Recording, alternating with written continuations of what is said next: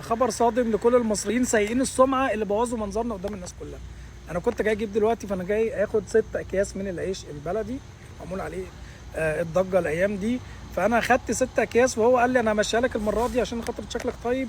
قال لي بس بعد كده خلاص من النهارده مسموح لك ب5 بس. فقلت له ليه بقى نظام الافرايم بلدي بتاعت مصر دي؟ قال لي ما هو انتوا عندكم شراهه في الشراء عمرنا ما شفناها في حياتنا. احنا عملنا مبيعات على العيش ده الماركت طول حياته ما عملهاش.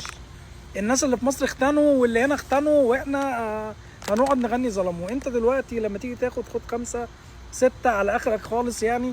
انما العشرينات والخمسينات اللي انت بتاخدها ده انت كده حرفيا لو في مجاعه في امريكا مش هتاخد الارقام دي.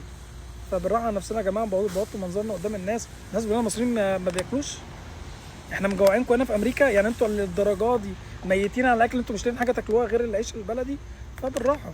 انا عارف ان احنا كلنا كان نفسنا فيه، وكله زهقان من البيتا والميتا والفيتا والحاجات دي. بالراحه على نفسنا شويه عشان خاطر نلحق ناكله. احنا لما صدقنا نتبسط. انا والله النهارده عملت حواوشي النهارده بيه، فحرام عليكم سيبونا ناخد حاجه. سيبونا ناخد حاجه. انا هاخد 6 دول وبكره هاخد 6 تاني، وبعد اخد 6 تاني لحد ما اخلصهم. عشان خاطر قله الادب اللي انتوا بتعملوها دي خلاص بقى الواحد زهق منها.